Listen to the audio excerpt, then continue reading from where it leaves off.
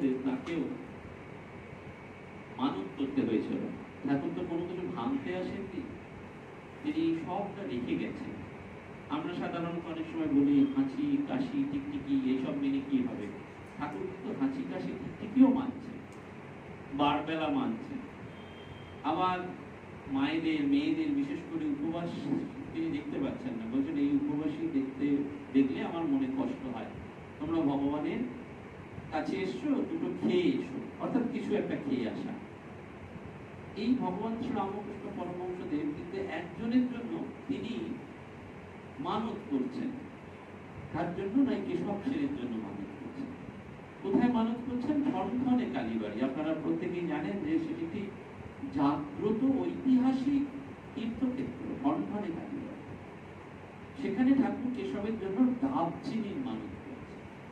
আজও বহু মানুষ, আসলে ওই অঞ্চলটা তো আপনারা প্রত্যেকেই জানেন স্বামী সুবোধানন্দজি মহারাজের পূর্ব স্থান, অর্থাৎ পূর্বাশ্রমের জন্মের স্থান। শুধু তাই নয়, মাস্টারমশাইয়ের শ্রীমঠ ঠাকুর বাড়ি, এদিকে একটু এগিয়ে এলে সিমলা স্ট্রিটে স্বামীজির জন্মস্থান, অর্থাৎ ওই কলেজ স্ট্রিট অঞ্চল একটা কিন্তু আকাশে বাতাসে একটা আধ্যাত্মিকতা রয়েছে, এবং সেইখানে কিন্তু এই ঠনঠনে কালীবাড়ি, সেই ঠনঠনে কালীবাড়ি জাগ্রত। আজও বহু মানুষ যখন রোগে জর্জরিত হন, কষ্ট পান, তখন কিন্তু এই ঠনঠনে কালীবাড়ির কাছে যান, মায়ের কাছে আজও ডাবচিনির মানত করেন, এবং মা তাদের সেই রোগমুক্তি ঘটান। এখন ধর্মজীবনে তো বিশ্বাসটাই আসল কথা। ঠাকুর সেই জন্য বারবার বলেছেন বিশ্বাস কি হয়ে গেলেই হল, বিশ্বাসের থেকে বড় জিনিস আর কিছু নেই। আমরা বিশ্বাস করতে পারি না বলে ভগবান আমাদের সামনে ধরা দেয় না। গানে আছে না যে আমরা কি মীরাবাইয়ের মতন তাকে সত্যি সত্যি ডাকতে পারি? আমরা কি সত্যি সত্যি ওই জয়দেবের গীত গোবিন্দের মতন তাকে ভজনা করতে পারি? যদি তোমরা করতে পারতাম তাহলে তিনি নিশ্চয়ই আমাদের কাছে ধরা দিতেন। এবং ভগবান কিন্তু সেই ধরা দেওয়ার কৌশলটা খুব সুন্দর করে বলে দিয়েছেন, যে ভগবান আমাদেরকে, ভক্তকে কৌশলটা বলে দিয়েছেন যে ভক্ত কি করে ভগবানকে ধরবে না। ভক্ত ভগবানকে ধরতে গেলে তার দরকার বিশ্বাস আর ব্যাকুলতা, অর্থাৎ তার প্রাণটা আঁটু আঁটু করবে, ভগবান ছাড়া তার আর অন্য কিছু ভালো লাগে। এবং এই প্রাণটা যখন আঁটু আঁটু করবে তখনই কিন্তু তার বিশ্বাসটাও আসবে, তিনি দৃঢ় হয়ে যাবে, আস্তে আস্তে বিশ্বাসটা দৃঢ় হয়ে যাবে। শ্রী রামকৃষ্ণদেবের যে গল্প, ঠাকুর তো গল্পেরও জাদুকর ছিলেন, যে কোনো সমস্যার সমাধান ঠাকুর করতেন গল্পের মাধ্যমে। কেন শ্রী রামকৃষ্ণকে আমরা সবাই ভালোবাসি? তার কারণ মাস্টারমশাইকে একজন বিদেশি অধ্যাপক বলছেন যে শ্রী রামকৃষ্ণকে ভালোবাসি, ভালো লাগে দুটো কারণে। তার প্রথম কারণ হচ্ছে Shri Ramakrishna always expert in problem solving. জীবনের যে কোনো সমস্যায় আমরা যদি পড়ি তাহলে তার সমাধান সূত্র একটা জায়গায় পাবোই। সেই সমাধান সূত্র কি? শ্রী রামকৃষ্ণ কথামৃত। শ্রী রামকৃষ্ণ কথামৃত উল্টা, সেখানে কোনো সমস্যার সমাধান নেই যে নেই, আপনি আমি হয়তো ধরতে পারছি না, বুঝতে পারছি না। পূজনীয় স্বামী আত্মস্থানন্দজি মহারাজ গেছেন, তখন প্রায় সূর্যি মহারাজের বয়স 83-84 বছর। সূর্যি মহারাজ ব্রহ্মজ্ঞানী। সেই সূর্যি মহারাজের কাছে তিনি গেছেন এবং দেখছেন যে সূর্যি মহারাজ নিয়ম মতো, অভ্যাস মতো রোজ সকালবেলা যেমন কথামৃত পাঠ করেন সেরকম কথামৃত পাঠ। আত্মস্থানন্দজি মহারাজ তিনি বলছেন, মহারাজ আপনি ব্রহ্মজ্ঞানী, রাজা মহারাজের আশীর্বাদে, তো আপনিও এখনো কথামৃত পাঠ করছেন, আপনাকেও কথামৃত পড়তে হয়। তখন নির্বাণানন্দজি মহারাজ, যিনি ব্রহ্মজ্ঞানী, ব্রহ্মজ্ঞ পুরুষ, তিনি বলছেন যে সত্যকৃষ্ণ তুমি কি বলছো হে, আমি এতদিন কথামৃত শুধু পড়েছি, এই এখন অল্প অল্প একটু আলো দেখতে পাচ্ছি, অল্প অল্প আলো দেখতে পাচ্ছি। স্বামীজি বললেন সেজন্য মাস্টারমশাইকে যে you have hit Ramakrishna in proper way, তুমি একমাত্র পেরেছো রামকৃষ্ণকে ঠিক জায়গায় হিট করতে, আর কেউ পারলো না, এই মানুষটা। ঠাকুরের জীবনের দুটি একেবারে অভ্রান্ত গ্রন্থ, শ্রী রামকৃষ্ণ কথামৃত আর লীলা প্রসঙ্গ। আরো আছে আপনার অক্ষয় সুকুমার সেনের রয়েছে শ্রী রামকৃষ্ণ পুঁথি, শ্রী রামকৃষ্ণের প্রামাণ্য জীবনী, সেটা পরে পরে। কিন্তু আমরা মাস্টারমশাইয়ের এই কথামৃত পড়ে বহু মানুষ সাধু হয়েছেন, বহু মানুষ সৎ পবিত্র ভাবে জীবনযাপন করেছেন। শুধু তাই নয়, এই কথামৃতের সমস্ত সমাধান, আমাদের জাগতিক জীবনের যত সমস্যা কষ্ট, তার সমাধানটি শ্রীরামকৃষ্ণ কথামৃতে রয়েছে বা ঠাকুরের কাছে রয়েছে। সেই জন্য বলছেন Sri Ramakrishna always expert in problem solving. আর দ্বিতীয়টা বলা হচ্ছে যে Sri Ramakrishna always speaks rationally. Sri Ramakrishna যা বলে গেলেন সেটা রেশনাল, যুক্তিপূর্ণ ভাবে মানুষ নেবে, অযৌক্তিক কিছু বলে গেলেন। তার হাতে নাতে প্রমাণ হয়েছে ঠাকুর জানতেন যে এই কালে, এই বিশেষ করে ধরুন আমরা যখন এখন 2024 দাঁড়িয়ে আছি, এই কালে মেয়েদের অফিসে যেতে হচ্ছে, অন্যান্য অনেক গৃহকর্মের পাশাপাশি বাইরের কাজে যেতে হচ্ছে, তারা এই উপস্থিতের সাথে পারবে না। ঠাকুর সেটা জেনে বুঝেই আগে থেকে ছাড় দিয়ে দিলেন, তোমরা মায়ের নাম করো তাহলেই হবে, মাকে বিশ্বাস করো তাহলেই হবে। তার মানে কি তিনি উপোসটা ভেঙে দিয়ে গেলেন? তা কিন্তু করলেন না। যদি সম্ভব হয় তাহলে তুমি করো, কারণ গিরিশবাবু এবং অন্যদের দশহরার দিনে বলছেন আজকে গঙ্গা স্নান করতে হয়, যেদিনে যা সেদিন তা করতে হয়, এই ঠাকুরই বলছেন।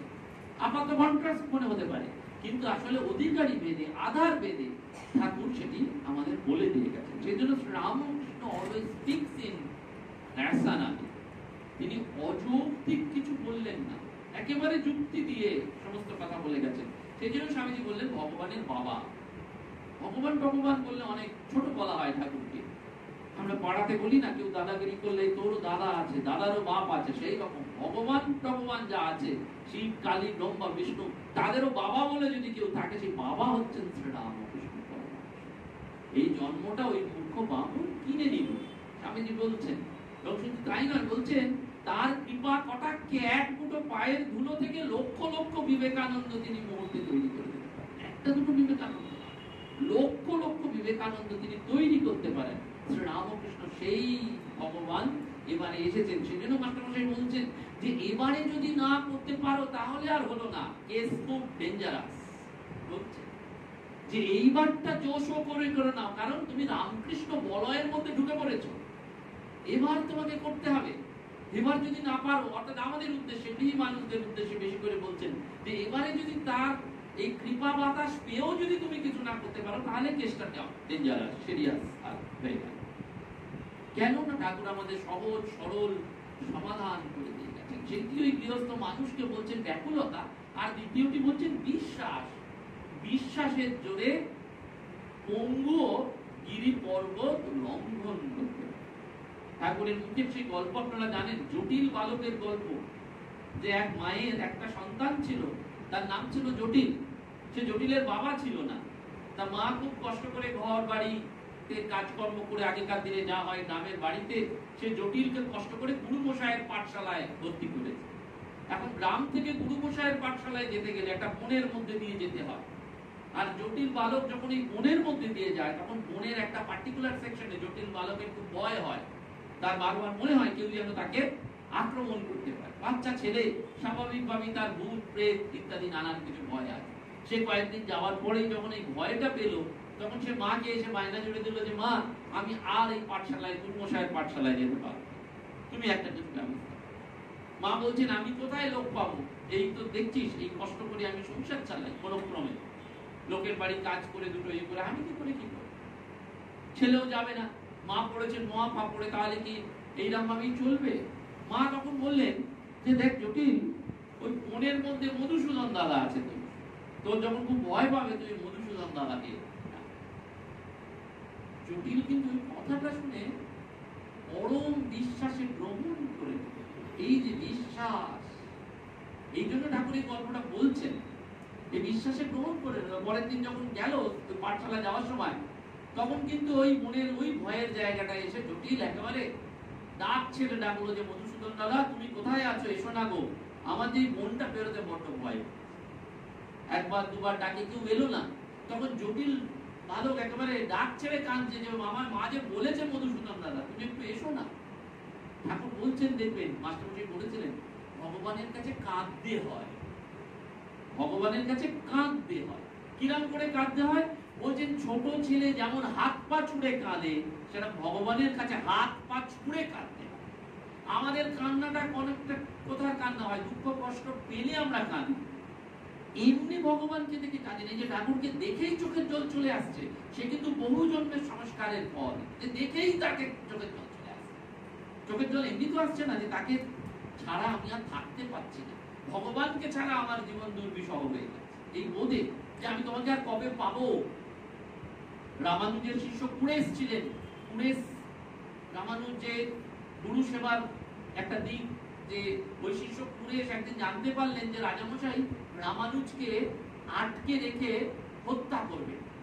রামানুজ যেহেতু ধর্ম প্রচারক ছিলেন, বিশিষ্টাদ্বৈতের প্রচারক ছিলেন, আমাদের তো দ্বৈত অদ্বৈত বিশিষ্টাদ্বৈত, সেই বিশিষ্টাদ্বৈতের প্রচারক। তা কুরেশ করলেন কি, যে জায়গায় ওই গুরুকে নিয়ে যেতে হবে সেখানেই তিনি গুরুর জায়গায় গুরুর ছদ্মবেশ ধরে দাঁড়ালেন। প্রহরীরা তাকেই গুরু ভেবে, রামানুজ ভেবে নিয়ে গেলেন এবং একটা জায়গায় নিয়ে গিয়ে চোখ উপড়ে দিল একেবারে। জীবন্ত অবস্থায় চোখ উপড়ে ফেলা তো কঠিন। কুরেশ তখন যখন ওই দরদর করে রক্ত বেরোচ্ছে, তখন ওই প্রহরীদের কাছে হাত জড়ো করে বলছে, ধন্য আমার এই জীবন, যে আমি এই চোখ দিয়ে আমাকে আর জগতের অন্য কিছু জিনিস দেখতে হবে না, আমি এখন ভগবানই মগ্ন। এই কথাটা যখন বলছেন, তখন প্রহরীদের যারা ওটা করেছিল তাদের হৃদয়টা গলে গেল, যে এটাও বলা সম্ভব একটা মানুষের পক্ষে, যে তার রক্ত ঝরছে, চোখটা আমরা খাবলে নিলাম, তখনও সে বলছে জগতের জিনিস আমার আর দেখতে হবে না, তোমাদের অশেষ ধন্যবাদ যে আমি এখন থেকে ভগবানের চিন্তাই করতে পারবো।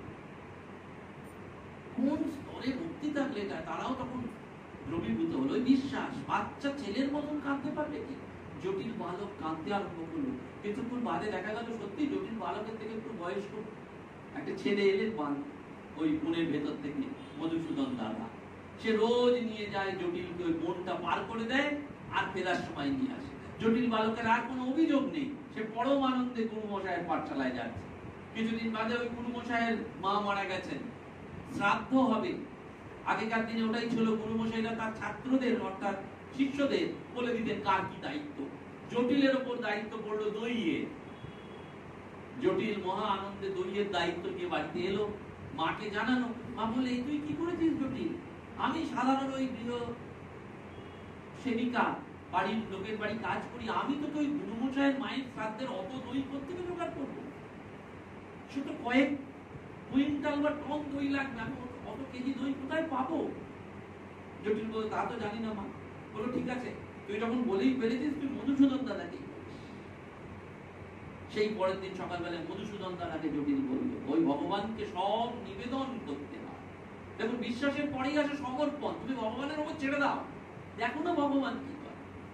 জটিল বালক সমর্পণ করলো, যে কি হবে? মধুসূদন দাদা বললো, কোনো চিন্তা নেই। নির্দিষ্ট দিনে জটিল বালকের হাতে মধুসূদন দাদা একটা ছোট্ট 50 গ্রামের থেকেও কম ভাঁড় দিয়ে দিল। বলে, এইটি তোমার গুরুমশাইয়ের মায়ের শ্রাদ্ধের দই নিয়ে গিয়ে। জটিল তো অত বোঝে না, সে ওই দই হাতে করে নিয়ে গিয়ে গুরুমশাইকে শ্রাদ্ধে গিয়ে উপস্থিত হলো। গুরুমশাই শ্রাদ্ধে বসেছেন, সব জিনিস ঠিকঠাক এসছে কিনা খোঁজ নিচ্ছেন। কেউ একজন কানে কানে গিয়ে গুরুমশাইকে বললেন, গুরুমশাই সবই ঠিক আছে, কিন্তু জটিলকে আপনি যে দইয়ের দায়িত্বটা দিয়েছিলেন, জটিল সেই দইটা এনেছে এইটুকু, এতে এত লোকের দই হলো। গুরুমশাই বললেন, কই দেখি তো। সঙ্গে সঙ্গে গিয়ে দেখলেন ওই 50 গ্রামের থেকেও অল্প ভাঁড়। গুরুমশাই ক্রোধ, আর রেগে গেলে আমাদের কি হয়? হিতাহিত জ্ঞান শূন্য হয়ে যায়। ঠাকুর সেই জন্য ক্রোধকে ঘৃণা করতেন।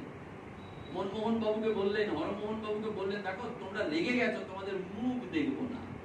ক্রোধী মানুষকে আমি সহ্য করতে পারি, রামকৃষ্ণ ক্রোধ সহ্য করতে পারেন না। কারণ ক্রোধ আমাদের স্মৃতিকে নষ্ট করে দেয়, স্মৃতি আমাদের মোহর দিকে নষ্ট করে দেয়, স্মৃতি মোহ সব নষ্ট হয়ে আমাদের পতনের দিকে নিয়ে চলে। সেই জন্য গীতাতেও বারবার বলা হয়েছে, শাস্ত্রেও বলা হয়েছে, তুমি ক্রোধী হয়েও না, সহ্য করো, সহ্য করো। সপ্তাহানাং ভূষণং ক্ষমা।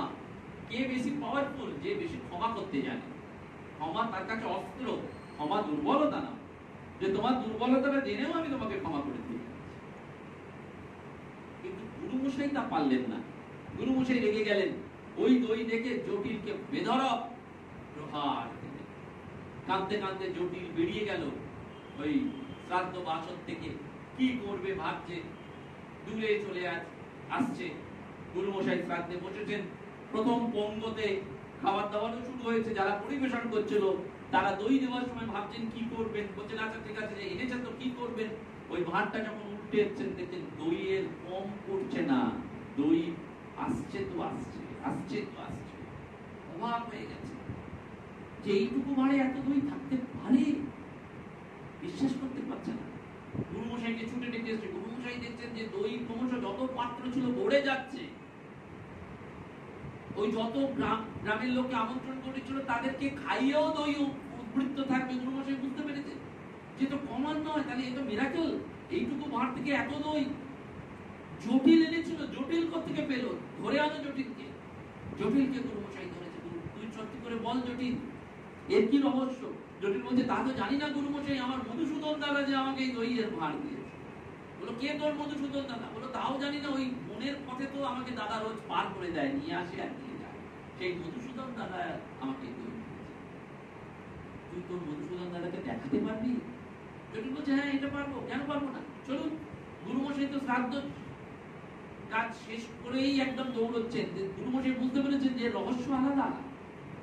জটিল কোন দৈবী শক্তি পেয়েছে, নইলে তো সম্ভব না।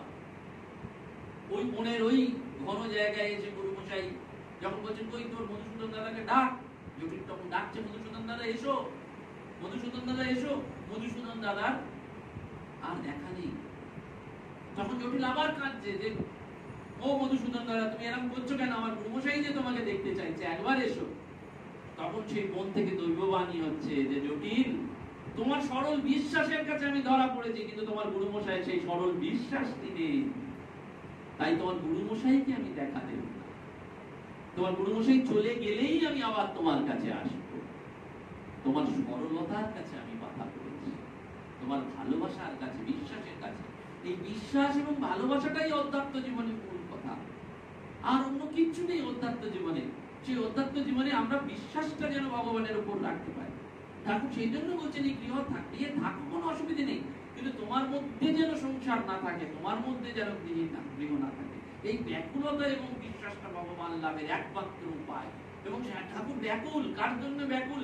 এই কেশব সেনের জন্য ব্যাকুল। কেন কেশব সেনের জন্য ব্যাকুল? ব্রাহ্ম সমাজে সেই যুগে তোলপাড়কারী ব্যক্তিত্ব হচ্ছে এই কেশব চন্দ্র সেন। তাকে বলা হয় ব্রহ্মানন্দ কেশব চন্দ্র সেন, বলা হয় মানে কেশব চন্দ্র সেন আজকে যা বলছেন কালকে ভারতবর্ষ তাই বলবেন, এমনই বাগ্মী লোক ছিলেন কেশব চন্দ্র সেন।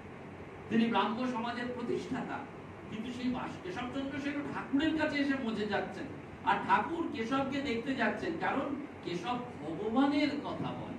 এই ঠাকুরের আকর্ষণটা কোথায়? যে সংসারে থেকেও যে মানুষটা ভগবানের কথা বলে, যে কথা ভগবানের কথা চিন্তা করে, তাহলে তাকে একবার দেখতে যাব না?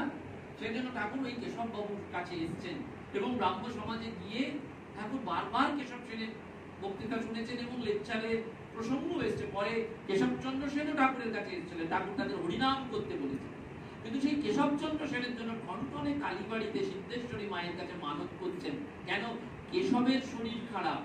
ঠাকুর বলছেন মা আমার কেশব চলে গেলে আমি কার সাথে দুটো ভগবানের কথা কইব? এই আনন্দময়ী মা বললেন মুখ মে নাম, হাত মে কাম, আর মন মে ধ্যান। তোমার তিনটে জিনিস ভগবান দিয়েছে, মন, হাত আর মুখ। তুমি হাতে কাজ করবে, মনে মনে তার নাম। শশী মা তাই করেছেন। মা 1 লক্ষ জপ করতেন তিনি। কি করে সম্ভব হতো? সবাই জিজ্ঞেস করেছেন। পরে পরে কয় রামকৃষ্ণ মঠ মিশনের কোন সংঘাতদক্ষ মহারাজ, সহসংঘাতদক্ষ মহারাজ তারাই জপ করেছেন।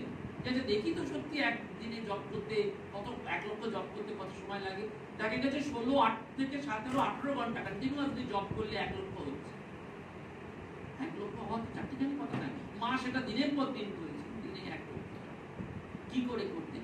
বলছেন মা বলছেন যে যখন আমি হাঁড়িটা বসাতাম, ভাতের হাঁড়িটা, তখন একটু ভগবানের নাম করতাম। যখন চালটা ধুয়ে ফেলতাম তখন একটু ভগবানের নাম করতাম। যখন ফ্যানটা গলাতাম তখন একটু ভগবানের নাম। ভগবানের নাম কেন করবো? না, আমাদের এই মুখটাকে তো শুদ্ধ করতে হবে। আমরা যখন গর্ভে ছিলাম, মাতৃগর্ভে ছিলাম, গর্ভ উপনিষদে বলা হয় আমাদের নরক যন্ত্রণা কিন্তু হয়ে গেছে প্রত্যেকের, আমরা যারা আছি। গর্ভবাসং মহা দুঃখং ত্রাহি মাম মধুসূদনম। আমরা মাতৃগর্ভে যে 9 মাস যতদিন ছিলাম, কি করেছি? ওই নরক পুঁতি গন্ধময় শরীরটার মধ্যে ছিলাম। আমরা এই শরীরটাকে খুব বাইরে থেকে দেখি, ঠাকুর বলছেন না, তোমরা এই শরীরটার প্রতি এত মায়া করছো, এই শরীরটায় আছে কি বিচার করে দেখো। শ্লেষ্মা, কফ, রক্ত, মল, মূত্র, এই নিয়েই তো আমাদের এই জ্বালা। আমরা পেটে সব খেয়ে বলি, কিন্তু পেটটা যদি ডাক্তাররা কাটে, দেখবেন ডাক্তারদের কোনো আকর্ষণ নেই এই শরীরের প্রতি, কারণ ওদের দেখে দেখে একটা ঘৃণা এসে গেছে যে খুললেই রক্ত, কিন্তু কিছু করার নেই, উপার্জনের জন্য, সেবার জন্য তাদের করতে হচ্ছে। ওই নোংরা শ্লেষ্মা, কফ, এইটাই তো শরীর। সেই শরীরটা আমাদের এই কোষগুলো দিয়ে ঢাকা আছে, বাইরে জামা কাপড় পরে আছে বলে খুব সুন্দর লাগে। মা বললেন যতই নাচো বলো না কেন, মরলে তো ডেস্ট চাই, তুমি মরলেও ডেস্ট চাই, আর একটা মোটা লোক মরলেও ডেস্ট চাই। শরীর তো ছাইবই, আর কিছু নয়। এবং সেই ছাইটা লক্ষ্য করে দেখবেন, যতই প্রিয়জন হন সবাই গঙ্গায় ফেলে দিয়ে আসেন, বা বেনারসে অস্থি বিসর্জন যেখানে হোক করে দেবেন, ব্যাস আপনার আইডেন্টিটি শেষ। কিন্তু প্রশ্ন করতে হবে নিজেকে, কি কাজে এলাম, কি কাজ করলাম, আমি এসেছিলাম কেন? আমি যখন মাতৃগর্ভে ছিলাম তখন ভগবানকে ছটফট করে বলেছি যে ভগবান, তুমি আমাকে পৃথিবীতে একবার নিয়ে এসো, আমার এই নরক যন্ত্রণার ভাল লাগছে না, আমি তোমার নাম করব। কিন্তু যেই আমরা জন্মগ্রহণ করলাম, ভুলে গেলাম। আমরা ভুলে গেলাম মানে মহামায়া আমাদের ভুলিয়ে দিলেন। অঘটন ঘটন ঘটিয়ে তিনি ছলনাময়ী, তিনি নৃত্যময়ী। কেন এটা করছেন? নইলে তো সৃষ্টি চলবে না। সবাই আমরা যদি এখানে এখন আছেন, যদি আমরা সবাই ব্রহ্মজ্ঞানী হয়ে গেলাম, সংসার চলবে? চলবে না। সব ব্রহ্মজ্ঞানী, বাড়ি গিয়ে দেখবেন সব জয় রামকৃষ্ণ বলছেন, রান্না হলো না, খাওয়া হলো না, সংসার সব উঠে গেল। ঠাকুর সবাইকে দেবেন না তো, মা সবাইকে দেবেন। বলছেন লক্ষ্য ঘুড়ি উঠছে, একটা দুটো কেটে বেরোবে, সবাই বেরোবে না, হবে না। তাহলে তো সৃষ্টি বন্ধ হয়ে যাবে, সেটা বন্ধ করবেন ঠাকুর মা কখনো করবেন না, কোনো ব্রহ্ম শক্তি কেউই করবে। আমরা সেটা বারবার ভুলেছি। কিন্তু যেই এই পৃথিবীতে এলাম, আমরা কি করলাম? ভগবানের নাম করতেই ভুলে গেলাম। সারাদিনে কবার আমরা ভগবানের নাম করি? ওই গুরু নির্দিষ্ট জপ দেন। আমরা কি নবগোপাল ঘোষের মতন সবসময় জয় রামকৃষ্ণ বলতে পারি? নবগোপাল ঘোষ তো জয় রামকৃষ্ণ বলেই তোড়ে গেলেন। দুবার বিবাহ করেছিলেন, আপনারা জানেন।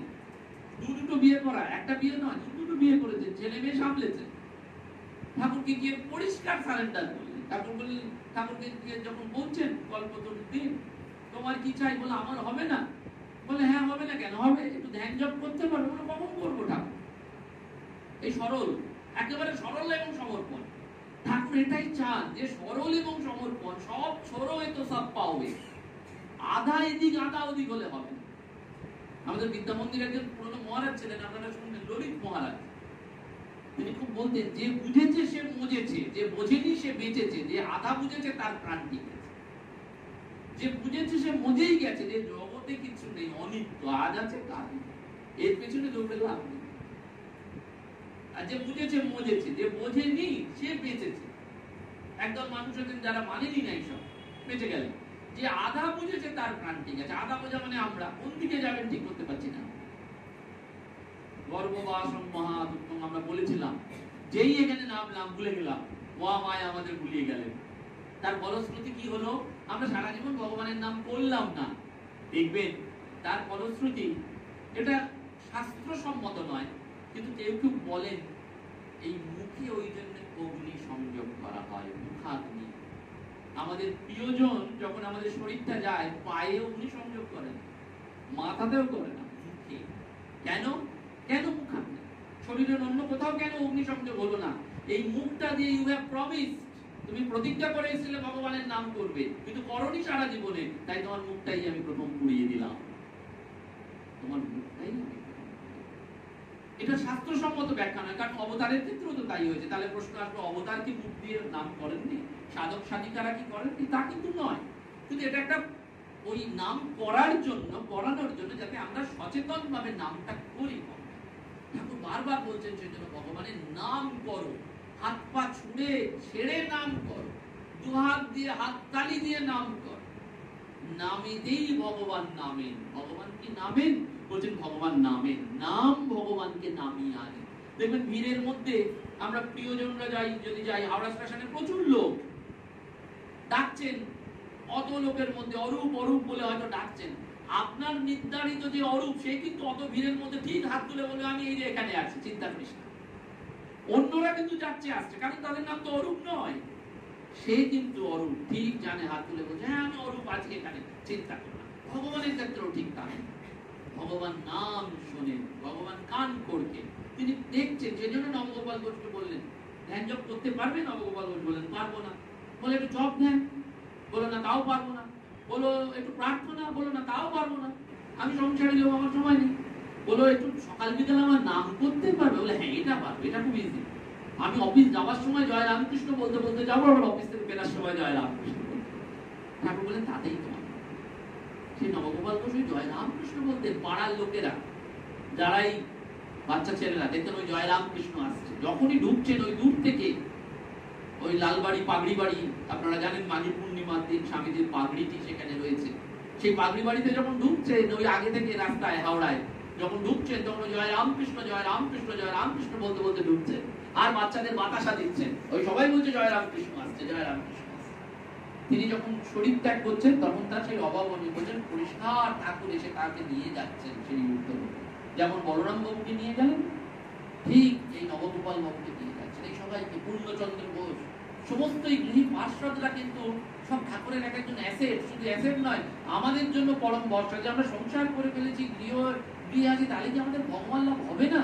ঠাকুর বলছেন মাইরি বলছি, দিব্যি করে বলছি, সংসারে দেখেই তাকে লাভ করা যাবে। সেই ব্রহ্মানন্দ কেশবচন্দ্র সেন ঠাকুর ঈশ্বর প্রিয়াসী ভক্তদের বলতেন সেজন্যই, বড় মাছ ধরবে তো আগে চার করো, তারপর টোপ গেঁথে ছিপ ফেলে এক মনে বসে থাকো। চারের গন্ধে জলের তলে তলে মাছ আসবে, হয়তো একটা ঘাই দিলে তোমার বিশ্বাস হলো, আর সঙ্গে সঙ্গে আহ্লাদ আগ্রহ দ্বিগুণ বেড়ে গেল। মাছটা হয়তো একবার খাবলালে অমনি ফাঁকলা কেঁপে উঠলো, তখন কি আনন্দ। বড় মাছ ধরবে তো আগে প্রেম ভক্তির চার করো, তবে তো গন্ধে গন্ধে মাছ আসবে। এই ব্রাহ্ম সমাজে যখন এসছেন মতুল বাবুকে নিয়ে ঠাকুর, সেখানে বলছেন সুন্দর করে যে সমাজে এসে ঠাকুর দেখলেন যে এই কেশবচন্দ্র সেন কেমন প্রেম ভক্তির চার ফেলেছে, কার চারে মাছ এসেছে। সেটা দেখতে দেখতে ঠাকুরের হঠাৎ একজন যুবার প্রতি লক্ষ্য গেল, দৃষ্টি হয়ে পড়লো। তিনি অঙ্গুলি নির্দেশ করে মতুলকে বললেন, এরই ফাতনা কাঁপছে। অর্থাৎ মাছ ফেললে যেমন হয়, ওই ফাতনাটা যখন নড়ে তখন সে ফুলেস্ট পসিবল কনসেন্ট্রেশন নিয়ে যে ধরে, সে বলে থাকে এবার মা ফাতনা নড়ছে মানে আমার টোপ গিলেছে, এবার মাছটাকে আমি তুলি। ঠাকুর বলছেন ওর ফাতনাটা নড়ছে, মতুল বাবুকে বলছেন। ইনি হচ্ছেন কেশবচন্দ্র সেন। এবং এই কেশবচন্দ্র সেন 1817 খ্রিস্টাব্দে যখন কলকাতা হিন্দু কলেজ প্রতিষ্ঠা হয় তখন সেই ব্রাহ্ম সমাজের একটা জোয়ার এসেছিল।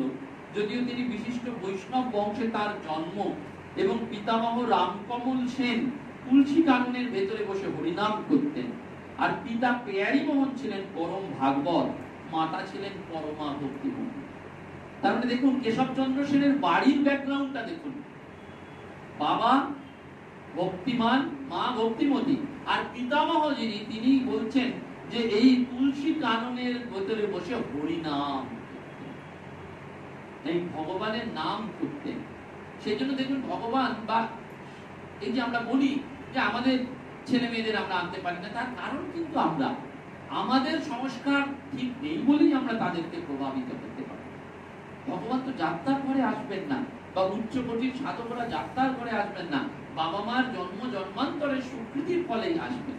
স্বামীজি সেই জন্য সুন্দর করে বলেছেন, প্রার্থনার দ্বারা যে সন্তান আসে সে হিন্দু, আর প্রার্থনার দ্বারা যে সন্তান আসে না। অর্থাৎ হিন্দু বলতে তিনি সেটাকে ওই বেদ বিশ্বাসী মানুষকে বলছেন। অর্থাৎ ওই প্রার্থনা মানে কি বলছে, যে সন্তান আসার আগে বাবা মাকে পবিত্র থাকতে হবে, এবং সেই পবিত্র তার সাথে সাথে প্রার্থনা করতে হবে যে আমাকে সুসন্তান। একজন মাতাজি, তার মাকে জিজ্ঞেস করা হয়েছিল যে আপনার একমাত্র মেয়ে, তাকে আপনি সন্ন্যাসিনী করে দিলেন। তখন তার মা বলছেন আমার এতে কোনো দুঃখ নেই, আমার একমাত্র মেয়েকে আমি সন্ন্যাসিনী হওয়ার জন্য অনুমতি দিয়েছি, কোনো দুঃখ নেই। তাহলে আপনার কষ্ট হয়নি? একমাত্র মেয়ে চলে গেল সব ছেড়ে চড়ে দিয়ে। বলো না। বলো কি করে পারলেন? বলো দেখুন, এই মেয়ে যখন আমার গর্ভে ছিল তখন আমি দিন রাত ভগবানকে বলতাম, ভগবান তুমি আমাকে ভালো জিনিসটি দেবে, শ্রেষ্ঠ জিনিসটি দেবে, শ্রেষ্ঠ জিনিসটি আমায় দেবে, শ্রেষ্ঠ সন্তান। তা ভগবান আমাকে শ্রেষ্ঠ জিনিস দিয়েছে, আমাকে মেয়ে দিয়েছে। এখন ভগবানকে আমার দেবার পালা। তো ভগবান যদি আমাকে শ্রেষ্ঠ জিনিস দেন, তাহলে আমার কাছে আমার জীবনে সব থেকে শ্রেষ্ঠ কি? আমার একমাত্র মেয়ে। তাহলে আমার ভগবানকে যখন দিতে হবে তখন আমার মেয়েকেই আমি ভগবানের কাছে নিবেদন করব। এই আমার শ্রেষ্ঠটা আমি ভগবানের কাছে দিলাম। সেজন্য এই কেশবচন্দ্র সেন বলছেন কিছু এইভাবে তার জন্ম, এবং বাল্য বয়সে কেশব যখন হরিনামাকৃত মৃদঙ্গের সাথে হরিগুণ গান করতেন তখন সকলে এক দৃষ্টে চেয়ে থাকতেন। ভক্তিতে কেশবের জন্মগত অধিকার হলেও সংস্কারকের রক্ত তার মধ্যে শিরায় শিরায় প্রবাহিত হয়েছিল। সেই জন্য মহাত্মা রামমোহন রায়ের আদর্শে সতীদাহ, বান পোড়া, অন্তিমকালে অন্তর্জনী প্রথা এগুলোর বিরুদ্ধে তিনি অস্ত্র ধারণ করলেন এবং এই পৌত্তলিকতার উপর বিশ্বাসটা হারিয়ে তিনি ব্রাহ্ম ধর্ম গ্রহণ করলেন। কেশবের সাথে ঘনিষ্ঠ সম্পর্ক হওয়ার পর ঠাকুর একদিন তার বাড়িতে গেলেন, গিয়ে বললেন, মা এখানে আসিসনি, এরা তো রূপটুপ মানে না, রূপটুপ মানে না। ঠাকুর ব্রাহ্ম সমাজে কোনো নিরাকারের সাধন। সেজন্য দেখবেন ঠাকুর কাউকে কাউকে জিজ্ঞেস করতেন, কথামৃতে আপনারা পাবেন, তোমার সাকার ভালো লাগে না নিরাকার ভালো? ঠাকুরের ত্যাগী পার্শ্বদরা কেউ কেউ বলেছেন ঈশ্বর আছেন কিনা তাই জানি না, তারা আবার সাকার আর নিরাকার, তা বলছেন তা বেশ ভালো। প্রভু মহারাজকে একবার জিজ্ঞেস করা হয়েছিল, কেউ কেউ গিয়ে জিজ্ঞেস করেছেন, মহারাজ অনেকদিন তো সাকারের ধ্যান হলো, এবার একটু নিরাকারের ধ্যান। প্রভু মহারাজ একটু শেষের দিকে কম শুনতেন, কিন্তু ওই কথাটা ঠিক শুনেছেন, ঠিক শুনতে পেয়ে সঙ্গে সঙ্গে বলছেন, কি বললেন? এমনি হয় না, সাকারই হয় না, আমার নিরাকার। নিরাকার মানে তো একেবারে কমপ্লেক্স, আপনি কোনো কিছু করতে পারবেন না। অদ্বৈত মায়াবতীতে আপনি যান, সেখানে নিরাকারের সাধন কিচ্ছু নেই। এই জগৎ প্রপঞ্চ একেবারে শূন্য, শূন্য থেকে আমরা এসেছি, শূন্যেই চলে যাব। ভাবুন, আমাদের জন্মের আগের মুহূর্ত আমরা জানি, মাতৃগর্ভে আমাদের কোনো ফিলিংস জানা আছে কারো? কেউ জানে না। আবার যখন চোখ বুঝবো তখন ওই ডোম যখন লিভারটা টেনে দেবে আর আমরা 40 মিনিটে পুড়বো, তখনকার ফিলিংসও কি জানা আছে? কারণ জানা নেই, কেউ বলতে পারবে না। যেখান থেকে এসেছিলাম আবার সেখানে ফিরে যাওয়া, মাঝে কয়েকদিনের এইসব গন্ডগোল। সেজন্য মোক্ষ প্রাণে মাতাজি খুব সুন্দর করে বলতেন না, এসেছি আরম্ভ, এসেছি দিগম্বর, যাবও দিগম্বর, মাঝে কয়েকদিনের আরম্ভ। এসেছি দিগম্বর, কিচ্ছু নিয়ে আসেনি, কিচ্ছু নিয়ে যেতে পারবো না, একটা কানা করিও নিয়ে যেতে পারবো না। আর যাব সেটাও হচ্ছে দিগম্বর, মাঝে কয়েকদিনের আরম্ভ। আমরা সেটা বুঝতে পারি না, সেজন্য আমরা এই যত্নটা করি না। একজন রাজার 4 জন রানী ছিল, এই 4 জন রানীর মধ্যে রাজা 3 জন রানীকে খুব ভালোবাসত। প্রথম রানীকে ভালোবাসতো তার রূপ যৌবনের জন্য, দ্বিতীয় রানীকে ভালোবাসতো তার টাকা পয়সার জন্য, তৃতীয় রানীকে ভালোবাসতো সে সবসময় পরামর্শ দিত রাজা বিপদে পড়ে, আর চতুর্থ রানীকে একদম ভালোবাসতো। এখন রাজার দিন এগোচ্ছে, বয়স বাড়ছে, অন্তিম কাল উপস্থিত, রাজার মৃত্যুর প্রায় যে কবিরাজ তারা ঘোষণা করেছেন, রাজার খুব ইচ্ছা যে কোনো একজন রানীকে নিয়ে তিনি স্বর্গে যান। প্রথম বড় রানীকে ডেকেছেন, ডেকে বলছে, দেখো তোমায় তো আমি খুব ভালোবাসি, তোমার রূপ যৌবনের জন্য, তুমি কি মৃত্যুর পর স্বর্গে যাবে? বড় রানী বললে, একদমই নয়, তুমি আমাদের রূপ যৌবনের ভালোবাসা এসেছো, এখন তোমার মৃত্যু, তা আমার তো রূপ চলে যায়নি, আমি কালকে আরেকজনকে বিয়ে করে নেবো, আমি তোমার সাথে যাবো না। তখন দ্বিতীয় জনকে ডাকবো, বলে তুমি যাবে? বলো তুমি আমার টাকা পয়সাকে ভালোবেসেছো, টাকা পয়সা নিয়ে কেউ সঙ্গে যায় না, তাই এই টাকা পয়সা নিয়ে আমি তোমাকে যেতে পারবো। তৃতীয় জনকে বললো, তুমি যাবে? বলো দেখো বিপদে পড়লে আমি তোমাকে অ্যাডভাইস দিতাম, এখন আর কি অ্যাডভাইস দেবো, তোমার তো মৃত্যুই শিয়রে এসেছে, তাই আমিও যাব। চতুর্থ রানী, যাকে রাজা দেখতো না, টেক কেয়ার করতো না, তাকে বললো, তুমি যাবে আমার সাথে? সে বলে, হ্যাঁ আমি যাব, আমি তোমার সাথে যাব। এই চতুর্থ রানী হচ্ছে আমাদের আত্মা। প্রথম রানীটাকে আমাদের রূপ যৌবন, মৃত্যুকালে আমাদের রূপ যৌবন থাকে থাকে না, ওই চামড়াটা ঝুলে যায়, দাঁতটা পড়ে যায়, কানে ভালো শুনতে পাই না, চোখে ভালো দেখতে পাই না, স্মৃতি কাজ করে না, এটাই কিন্তু চিত্র আমাদের। সেই জন্য এই যাবে না, প্রথম রানী যাবে না, আমাদের সাথে শরীরটা যাবে না। টাকা পয়সা কোটি কোটি টাকা ব্যাংক ব্যালেন্সে থাকলেও আপনি আমি কেউ, তাহলে কোটিপতিদের মৃত্যু হতো না, তারাও নিয়ে যেতে পারত, কেউ নিয়ে যেতে পারবে না। ওই দ্বিতীয় রানীর সঙ্গে গেল না। তৃতীয় রানী আত্মীয় বন্ধু পরিজন, যারা আমরা যাদেরকে নিয়ে সুখের সংসারটা রচনা করি, যে আমাকে বয়সকালে আত্মীয় দেখবে, ওই দেখবে, যখন মৃত্যু উপস্থিত তখন কেউ থাকবে না। নবগোপাল বাবু যখন শরীর যাচ্ছে তখন স্ত্রী কাঁদছেন, তখন নবগোপাল বাবু কাঁদছে কেন? এই সংসার কার? তার। আমি থাকার আগেও তিনি এই সংসারের মালিক ছিলেন, আমি চলে গেলেও তিনি এই সংসারের মালিক হবেন। সুতরাং তার সংসার তিনি চালাবেন। ওই বন্ধু আত্মীয় স্বজন তারাও দেখবেন শেষ জীবনে যায় না। আমরা এই তিনটাকেই ফোকাস দিই। আমরা আমাদের রূপ যৌবন থেকে খুব চর্চা করি, রূপের দিকে, শরীরের দিকে, অর্থের দিকে ক্যালকুলেশন করি, আত্মীয় স্বজনের সাথে সম্পর্ক রাখি, সবকিছু করি, কিন্তু এরা তিনজনই আমাদের সাথে জীবনে যায় না। কিন্তু আমরা যার চর্চা করি না, আমাদের আত্মা যে আমাদের ভেতরে সবসময় রয়েছে, একটা ছোট্ট আঙুলের মতন, কঠোপনিষদে বলছে অঙ্গুষ্ঠ মাত্র, একটা ছোট্ট আঙুলের মতন সে দিব্যিপ করে জ্বলছে, যার শক্তিকে আমরা না পাচ্ছি। ঠাকুর খুব সুন্দর করে বলছেন যে উনুনে, কথামৃতে রয়েছে, দেখবেন উনুনে রান্না হচ্ছে, আলু পটল গুলো খুব লাফাচ্ছে। বলছে কিসের জন্য লাফাচ্ছে? ওই নিচে আগুনটা আছে বলে লাফাচ্ছে, আগুনটা সরিয়ে নাও, ওই লাফানো বন্ধ হয়ে যাবে। এই আমরা যা ছটফট করছি কিসের জন্য? আত্মা। আত্মাটা যেই দম, ওই যেই প্রাণটা চলে গেল, তখনই হয়ে গেল আর অভিজিৎ বাবু টাবু নয়, বলছে ডেড বডিটা তাড়াতাড়ি পুড়িয়ে আয়। বাড়ির প্রিয়জন বলবে, কাঁদতে কাঁদতে বলবে, ডেড বডিটা তাড়াতাড়ি পুড়িয়ে দিয়ে আয়। আপনি মুহূর্তের মধ্যে ডেড বডি হয়ে গেলেন। আপনার যে গাড়িটা যাবে সেখানে লেখা থাকবে ডেড বডির গাড়ি, রাস্তাটা তাড়াতাড়ি ছেড়ে দাও, ডেড বডির গাড়ি। আপনি আর বাবু টাবু নেই। সেজন্য ঠাকুর বলছে না, বাবু টাবু সেজো না। মধুবাবু বললেন যে তুমি যাচ্ছ এইরকম কলা টলা গুলো ঠিক করে না, বলে দেখো দেখো মধু, আমি বাবু সাজতে পারবো না। বাবু বিয়েতে কোনো লাভ নেই, ওটা দুদিনে। ওই আমাদের কি যায় সঙ্গে? আত্মা যায়। এই শরীরটা পুরে ছিন্ন হয়ে যায়, কিন্তু আত্মা যায় না। সেই জন্য বলছে আধ্যাত্মিক মানুষ আত্মাতে বসবাস করে। ন হন্যতে হন্যমানে শরীরে। আমার শরীরটা পুড়ে যেতে পারে, কিন্তু আমার আত্মাকে পোড়াতে পারবে না। আমার শরীরটা ভিজে যেতে পারে, রোগ হয়েছে, আমার শরীরের রোগ হয়েছে, আত্মার কিছু হয়নি। ভগবানের সাথে ওই জন্য আমাদের সম্পর্ক চিরন্তন সম্পর্ক, ইটারনাল রিলেশন। তিনি পরমাত্মা, আমরা জীবাত্মা। এই আত্মার সম্বন্ধে তিনি আমাদের সাথে রয়েছেন। পূজ্যপাদ মুমুক্ষানন্দজি মহারাজ, আপনারা জানেন, মায়ের বাড়িতে দীর্ঘদিন তিনি অধ্যক্ষ ছিলেন। সেই পুজো হয়ে চলতেন মহারাজ। যখন শেষ দিকে আরোগ্য ভবনে আছেন, বেলুন মঠে তার রোগ হয়েছে, তো কোনো একজন ব্রহ্মচারী, কোনো একজন সন্ন্যাসী মহারাজ, সম্ভবত আমার যতদূর মনে পড়ছে এখন পূজনীয় শ্রীমৎ স্বামী সর্বপ্রিয়ানন্দজি মহারাজ একবার মায়ের মন্দিরের সামনে তাকে জিজ্ঞেস করেছেন, বা স্বামী শাস্ত্রজ্ঞানন্দজি মহারাজ তাকে জিজ্ঞেস করেছেন, মহারাজ আপনি ভালো আছেন, আপনার শরীরটা কেমন আছে? সঙ্গে সঙ্গে মহারাজ বলছেন যে কি বললে? শরীরটা? জেনে রেখো, ভগবান শ্রীরামকৃষ্ণ তার ভক্তকে কোনোদিন কষ্টে রাখেন না। আমি আনন্দে আছি, কিন্তু যদি বলো এই শরীরটার কষ্ট, সেটা আছে, কিন্তু আমি আনন্দে আছি। অর্থাৎ শরীর থেকে নিজেকে সরিয়ে নিলে কি পড়ে থাকে? তত্ত্বমসি, তুমি সেই ভগবান। সেই জন্য বলছে দেবং উত্তা দেবং জলে, তুমি নিজে দেবতা হও, দেবতার পুজো করো, ম্যানিফেস্টেশন অফ দ্য ডিভিনিটি। ঠাকুর ওই কেশব সেনের কাছে গিয়ে যেহেতু রূপ টুপ মানছেন না, বলছেন মা এখানে আসিস না। এই উদার লোকশিক্ষক ভক্তের ভাব নষ্ট করতেন না। ঠাকুর চাইলেই কি পারতেন না যে কেশব তুমি আমার মাকে মানো? ঠাকুর কারণ ভাব নষ্ট করছেন।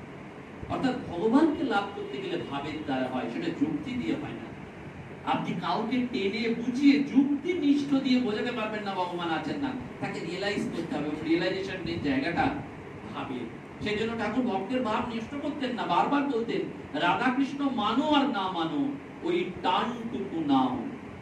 সেই কেশবচন্দ্র সেনের বারবার সৌভাগ্য হয়েছিল যে তিনিও এই ত্যাগ এবং ভোগের মধ্যে থেকে ঠাকুরকে চাক্ষুষ দেখেছিলেন। সেজন্য একদিন ঠাকুর তাকে বলছেন, তোমরা জগতের উপকার করবে, জগৎ কি এতটুকু গা? আর তুমি কে যে জগতের উপকার করবে, জগতের হিত করবে? আগে সাধন ভজন করে ঈশ্বরকে লাভ করো, তিনি শক্তি দিলে তবেই লোকহিতে করতে পারবে। এ যেন সেই ঢাল নেই, তরোয়াল নেই, নিধিরাম সত্তা। আমরা অনেক সময় বলি না জগতের উপকার করা, জগৎ কল্যাণ। ঠাকুর বলছেন তুমি কে আর জগৎ কি এইটুকু? আমরা এই যে আমি করি, ভাবুন তো, এই যে এত কোটি কোটি মানুষ, শুধু ভারতবর্ষের হিসাবেই দেখুন না, এই কয়েকশো কোটি মানুষ আমরা এখানে আছি। ভারতবর্ষ ছেড়ে দিন, এবার গোটা পৃথিবী দেখুন, আরো কয়েক কোটি মানুষ। আচ্ছা, পৃথিবীকে এবার ছেড়ে দিলেন, সেই ব্রহ্মাণ্ড, গ্যালাক্সি, লক্ষ্যপুঞ্জ, এই সমস্ত লক্ষ্যপুঞ্জ, এই গ্যালাক্সি, এই সমস্ত গুলোতে যান, সেই জায়গায় এই যে কোটি কোটি, তার তুলনায় আপনি আমি কোথায়? এই ক্ষুদ্র, সেখানেই আমরা আমি আমি করছি। সে জগৎ কি কম? বলছে তুমি জগতের কি করবে, উপকার করবে, আগে ভগবান লাভ করো। এই মনুষ্য জীবনের উদ্দেশ্যটা হচ্ছে ভগবান লাভ, জগতের কল্যাণ নয়। জগতের কল্যাণ আমি তুমি কিছু করতে পারবো, এটা আমাদের এসেছিল, আপনারা প্রত্যেকেই জানেন, আমাদের আসে অনেক সময়। স্বামীজিরও এসেছিল, স্বামী বিবেকানন্দ কর্মযোগী, তিনি যখন ওই পরিব্রাজক জীবনে ঘুরতে ঘুরতে ক্ষীর ভবানীতে গেলেন, সেই ক্ষীর ভবানী মন্দিরের ওই দৈন্য দর্শা দেখে তার মনে হলো মন্দিরটা আমি সংস্কার করব, এই আমি মন্দিরটা ঠিক করব। সঙ্গে সঙ্গে দৈববাণী হলো ওই ক্ষীর ভবানী দেখে, এই মন্দির তুই রক্ষা করিস না আমি রক্ষা করি। আমি কি চাই না এই মন্দিরটা ঠিক করতে পারতাম না? আমি চাই না, অর্থাৎ আমি বড়, তুই নয়। এক বাহম জগৎতত্ত্ব দ্বিতীয়া কা মামা পড়া, দ্বিতীয় কেউ নেই, একমাত্র আমি আছি। বারবার চণ্ডীতে বলা হচ্ছে আমি সেই, আমি সেই, আমি সেই, I am that, I am that. স্বামীজিও বলছেন you are that, you are that, you are that, বেদান্তের ভাষায় সেটাকেই বলছে ম্যাক্রোকজম আর মাইক্রোকজম, এই সবটা নিয়ে তিনি, আর তার একটা ছোট্ট রেপ্লিকা হচ্ছে আমরা সবাই, ঈশ্বর, ভগবান। এই জন্য তিনি বললেন জীবন্ত নারায়ণের, তোমরা ভুল করে যাকে মানুষ বলো, আমি তাকে ভগবান, দেবতা, ভগবান। আমরা প্রত্যেকে তাই, আমরা শুধু বিশ্বাস করতে পারি না, বুঝতে পারি না। সেই জন্য ঠাকুর বললেন আগে সাধন ভজন করে ঈশ্বর লাভ করো, তিনি শক্তি দিলে তবে লোকহিতে কাজ করবে। একদিন কেশবের সাথে ব্রহ্মজ্ঞানের কথা বলছেন, শুনতে শুনতে মুগ্ধ হয়ে কেশব বললেন আরো বলুন। ঠাকুর বললেন সঙ্গে সঙ্গে তাহলে আর দলটল থাকবে না। ব্রহ্মজ্ঞান হলে কি হয়? ব্রহ্মজ্ঞান হলে তার অবস্থা, ঠাকুর বলেছেন নুনের পুতুল সমুদ্র মাপতে গিয়ে নিজেই গলে যাবে। ব্রহ্মজ্ঞানীর কখনো আমি তুমি ভেদ থাকে না। দেখবেন কথা মনে রয়েছে ব্রহ্মজ্ঞানীর অবস্থা, পরমাংশের অবস্থা কি? বালক পথ, উন্মাদ পথ, জড় পথ আর পিশাচ। সূর্য মহারাজকে যারা দেখেছেন কাছ থেকে, তারা বলেছেন যে গরমের দিনে, জুন জুলাই মাসে প্রচন্ড গরম, তিনি বললেন আমার প্রচন্ড ঠান্ডা লাগছে, ওই ওভারকোটটা এনে দাও। ওভারকোট এনে তিনি বসে আছেন। এই ওভারকোট দেখে বলে বসে থাকলে কি মনে হবে? উন্মাদ পথ না, পাগল না? যে গরমের দিনে তার ঠান্ডা, তিনি তো এখানে নেই, তিনি অন্যত্র চলে গেছেন, সেখানে গিয়ে ঠান্ডা লাগছে তার, তাই তিনি ওই কোট চাইছেন। কখনো কখনো জড়বৎ, বলছেন ওই তপ্ত বসে একবারে কুণ্ডলি পাকিয়ে শুয়ে আছে, কেউ গেলেই তিনি কিছু কথা বলছেন, চুপ করে রয়েছেন, জড়বৎ। পিশাচ বধ, বলছেন পিশাচ। গুরু পূর্ণিমার দিন প্রায় 32-35 রকমের খাবার দেওয়া হয়েছে টেবিলে সাজিয়ে। মহারাজের বয়স তখন ওই 82-83-84 বছর, ভাবতে পারছেন। সেই সময় সেবকরা বলছে মহারাজ খাবেন না, এত খাবেন না, প্রত্যেকটা আইটেম ছেড়ে খেয়ে নিলেন ওই 32-35 রকম। সেবকরা ভয় পাচ্ছেন যে পাঁচের পরের দিন বোধহয় শরীর খারাপ হয়ে যাবে, পরের দিন দিব্যি। এটা দেখে কি বুঝবেন? পিশাচ, পিশাচ এরকম খায়। যে পিশাচ বধ, জড় বধ, উন্মাদ বধ আর বালক বধ। বলছে টিভিতে দেখছেন চিচিং ফাঁক, ঘরে ঘরে বোম্বাই সব হচ্ছে, বাচ্চারা ওখানে নানান কিছু অভিনয় করছে। মহারাজ বলছে তুমি আজকে 190 পেয়েছো, তোমার অভিনয়টা ভালো হয়নি। টিভি দেখে নিজেই বলছেন, টিভিতে বাচ্চারা যেমন একটা বাচ্চাকে দেখে বলে না, বলছেন বালক বধ। এই ব্রহ্মজ্ঞানীর অবস্থা বেলুড় মঠে, এই ব্রহ্মজ্ঞানী আজ এখনো রয়েছে। আমি আপনি দেখতে পাচ্ছি না, আমাদের সেই আধার নেই, কিন্তু স্বামীজি বলে গেছেন বেলুড় মঠে কখনো ব্রহ্মজ্ঞের অভাব, বেলুড় মঠে কোনোদিন ব্রহ্মজ্ঞের অভাব হবে না। কারণ বেলুড় মঠ তো যে সে জায়গা নয়। বেলুড় মঠ কোন স্থান আপনারা সবাই জানেন, স্বয়ং ঠাকুর ওখানে নিত্য কল্পতরু হয়ে বসে রয়েছেন। ওই যে পদ্ম ফুলটি দেখছেন, তার নিচে ওই আত্মারামের সেই অস্থি রয়েছে, নিত্য কল্পতরু হয়ে বসে রয়েছে। জগৎজননী শ্রী শ্রী মা, যিনি সতী মহামায়া, সতীর সমস্ত অঙ্গ এক একটা জায়গায় পড়ে সতীপীঠ, 51টা সতীপীঠ, ওইখানে মায়ের শরীর দাহ করা হয়েছে, এবং সেই শরীর দাহ কার্যে যেখানে হয়েছে তার উপরেই ওই মায়ের মন্দির। তাহলে সতীপীঠ, ওই নারায়ণের যদি ধরেন পূর্ণ ব্রহ্ম নারায়ণ, তিনি স্বয়ং বসে আছেন। আর স্বামীজি তিনি শিবের অবতার। শিব কোথায় থাকতে ভালোবাসেন? কৈলাসে স্বামীজি ওই কৈলাসে ছিলেন, বেলুড় মঠে ছিলেন, বেলুড় মঠে সমাধি হয়েছে, বেলুড় মঠে তার শরীর গেছে এবং বেলুড় মঠে সেই স্থানের উপরই তার। সেজন্য মা বললেন না যে কাশী যেতে পারবে না, জয়রামবাটি কামারপুকুর যেতে পারবে না, তা বেলুড় মঠ এলে গেলেই সব জায়গা তীর্থ হয়ে যাবে। বেলুড় মঠ এই মহাতীর্থ, সেইখানে ওই ব্রহ্মজ্ঞের কোনোদিন অভাব হবে না। স্বামীজি বলে যাচ্ছে ব্রহ্মজ্ঞানীর অভাব হবে না। কেননা ব্রহ্মজ্ঞানী যারা হন ওই তারা আমি আমারটা তাদের থাকে না, সম্পূর্ণটা মিশে যায়। আমি আমার তো থাকার জায়গা নেই, তারা জগৎকে সাক্ষী চৈতন্যের মতন দেয়। তফাৎ হচ্ছে আমি মনে করছি আপনি একজন, উনি একজন, তিনি একজন, তিনি তো সবাইকে এক দিচ্ছেন, ঈশ্বর দিচ্ছেন, তার কাছে ওর আলাদা কিছু নেই। সেজন্য ব্রহ্মজ্ঞান মুখে বলা যাবে না, এই অনুভবটা কেউ বলতে পারবে না। ব্রহ্মজ্ঞান কি হবে না, আত্মা কি হাজার ব্যাখ্যা করতে পারেন, কিন্তু আত্মা আপনাকে উপলব্ধি করতে হবে যে আত্মা কি। স্বামীজি সেই জন্য বললেন রিলিজিয়ান ইজ রিয়েলাইজেশন, ধর্মটা অনুভবের জায়গা। আর অনুভব কি করে আসবে? আপনার যদি সাধন ভজন না থাকে তাহলে অনুভব হবে না। সাধন ভজন করনা চাইলে সাধন ভজন করতে হবে। শ্রী রামকৃষ্ণ হাসিয়া বলিলেন কেশব না, যখন বলছেন যে তাহলে দল টল থাকবে না, কেশব ভয়ে পিছিয়ে গেলেন, কারণ কেশব বাবু যে একটা দল করেছেন ব্রাহ্ম সমাজ, সেটা ভেঙে যাবে। তখন বললেন তাহলে থাক, আর বেশি বলতে হবে না, মানে বেশি আর শুনতে চাইছেন না। শ্রী রামকৃষ্ণ তবু বললেন আমি আর আমার এইটি অজ্ঞান, আমি ত্যাগ করতে হবে। আমি মরলে বুঝি বেদান্ত, আমি তো সহজে যায় না, আমি তো একটা জায়গাতেই যাই। দেখবেন গানে আছে না, চিতাতেই সব শেষ। আপনি একটা মানুষের সাথে হিংসা করতে পারেন, মারামারি করতে পারেন, মরে গেলে আর কার সাথে হিংসা করবেন, কার সাথে মারামারি করবেন, কার সাথে ঝগড়া করবেন, সেই লোকটাই তো নেই। আমি আমার, আমি আমার করছি, প্রতি মুহূর্তে আমরা সবাই করছি আমি আমি আমি। সেজন্য বলছেন আমি ত্যাগ করতে হবে, এটি অজ্ঞান, কর্মপথের এটাই অন্তরায়। আমি আমি সবসময়। কেশব সেন বলেন মহাশয় অহং গেলে যে আর কিছুই থাকে না। ঠাকুর সঙ্গে সঙ্গে এসে বলেন কেশব আমি তোমাকে সব আমি ত্যাগ করতে বলছি না, তুমি কাঁচা আমি বজ্জাত আমি ত্যাগ করো। যে আমি বলে আমি কর্তা, আমার স্ত্রী পুত্র আমার বিষয়, আমি দল করেছি, আমি দলপতি, আমি গুরু, আমি লোক শিক্ষা দিচ্ছি, সেই আমি কাঁচা আমি। আর ভক্ত আমি, ভগবানের দাস আমি, এই পাকা আমি, এই আমিতে কোনো দোষ নেই। অর্থাৎ আমি দুরকম, একটা ভগবানের জন্য যা করছি সব ভগবানকে নিয়ে করছি, অর্থাৎ ঈশ্বরকে কেন্দ্র করে জীবনটাকে আবর্তিত হবে। ঠাকুর বলছেন কুটি পাকড়ে নিয়ে ঘোরো, সেটা হচ্ছে ভগবানের আমি, সেই আমিতে দোষ নেই। কিন্তু যে আমি সবসময় আমার সংসার, আমার স্ত্রী, আমার পুত্র, আমার কন্যা এটি করছে, সেই আমিটা বজ্জাত আমি, সেই আমিটাকে ত্যাগ করতে বলছেন ঠাকুর। সেই জন্য বারবার বললেন। এবং শুধু কেশব সেন এর ওই সমাজ নয়, সঙ্গ নয়, কমল কুটিরেও ঠাকুর গিয়েছেন এবং সেই কমল কুটিরকে বেষ্টন করে ব্রাহ্ম সমাজের প্রতিষ্ঠা পরবর্তীকালে কেশব সেন করেছিলেন।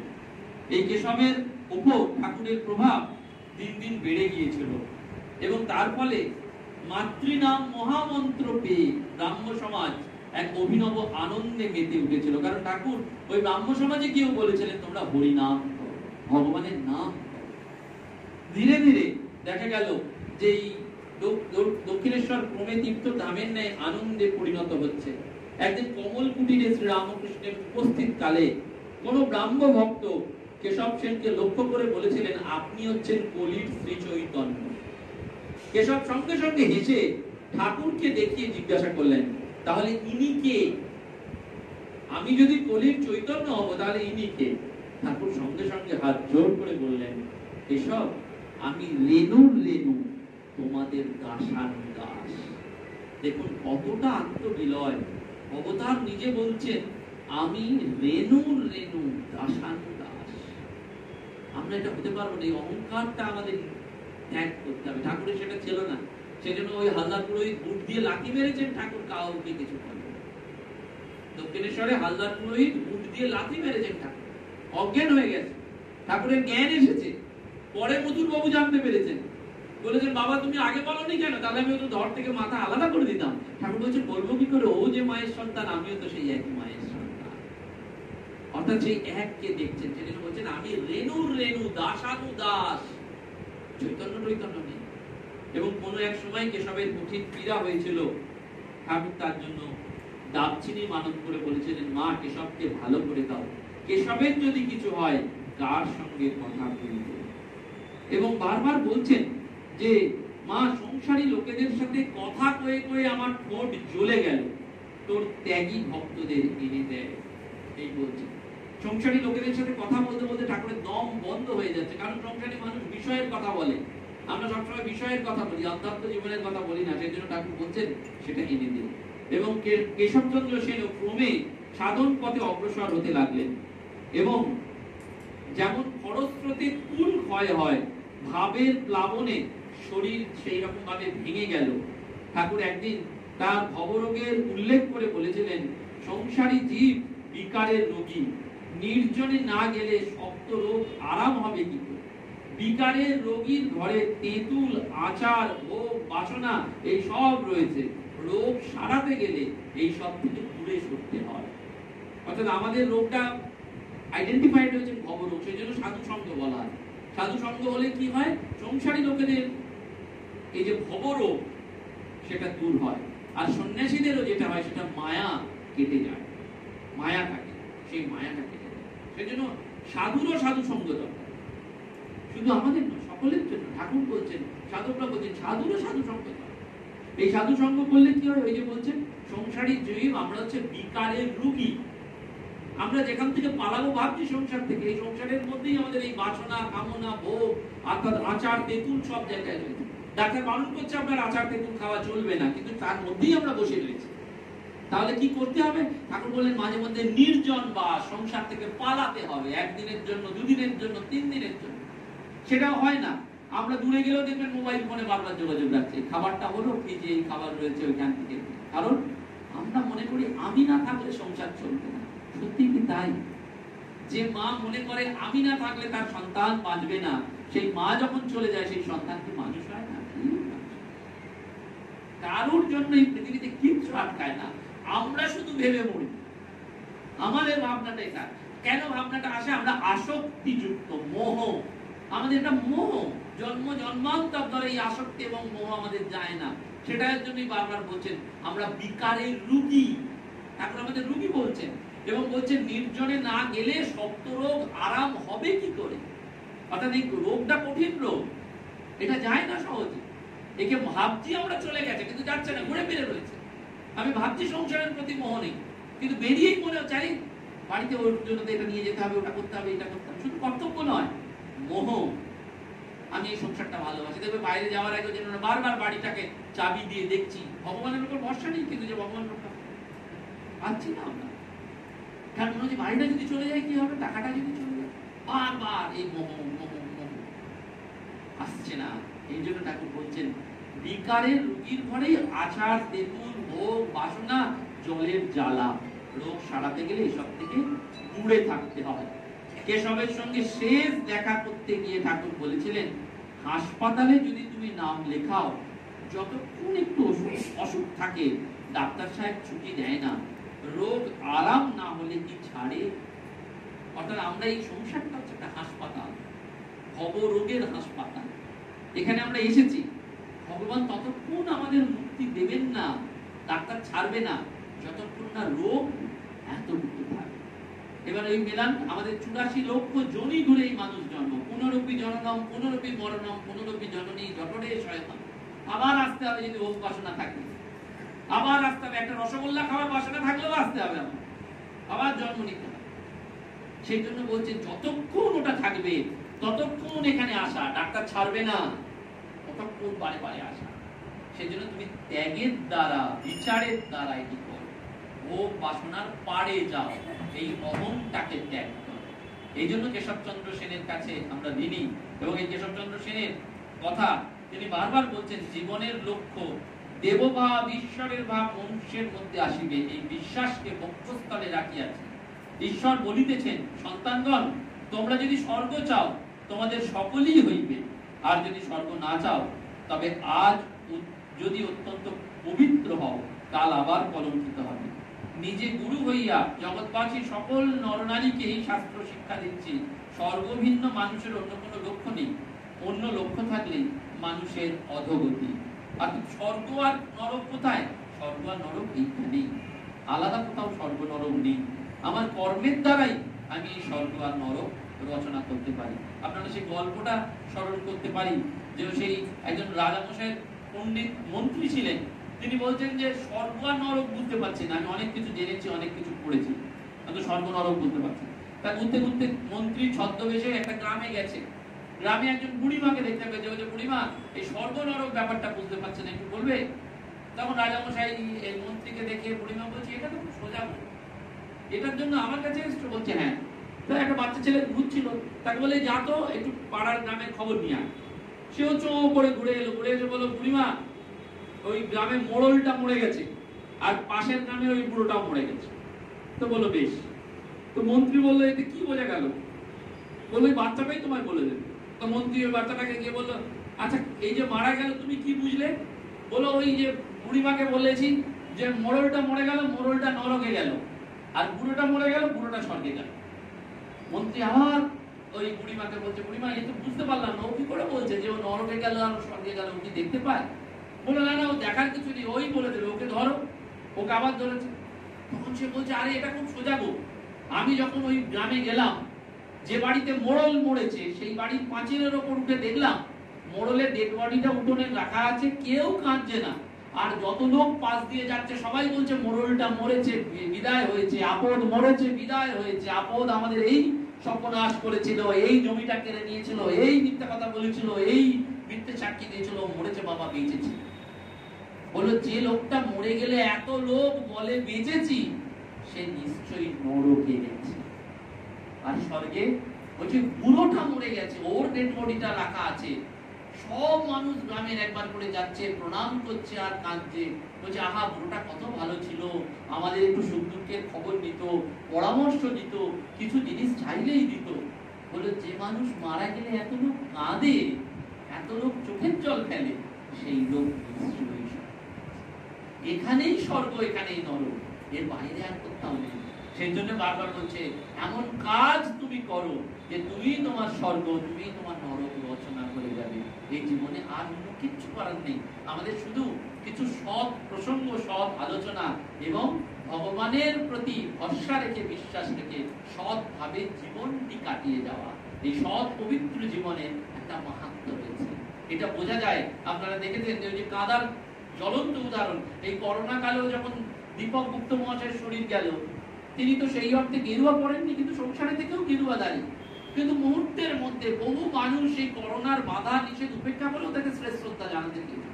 আর আমি নিজে দেখলাম ইউটিউবে 1 ঘন্টার মধ্যে কয়েক হাজার মানুষ সেটা দেখলেন, শুধু না কমেন্টটা লিখছেন যে উনি চলে যেতে আমাদের অপূরণীয় ক্ষতি হলো। এই যে মানুষ চলে যাচ্ছে তার জন্য কাঁদছে, অন্য মানুষ কাঁদছে, ব্লাড রিলেশন নেই কিন্তু কাঁদছে যে মানুষটা চলে গেল, আমাদের নিজেদের লোক চলে গেল, একটা অপূরণীয় ক্ষতি হলো। এই যে সেই মানুষের ঊর্ধ্বগতি, অবশ্যই আমাদের এই জীবন সেই জন্য যত ঊর্ধ্বময় হয়, প্রতিটা মুহূর্তে কাজে, চিন্তায়, চেতনায় আমাদের দৃষ্টিটা যেন উপরের দিকে থাকে, আমরা যেন শুদ্ধ পবিত্র থাকি। ঠাকুরের কাছে এই প্রার্থনা জানি, আপনাদের সকলকে প্রণাম জানিয়ে আছি।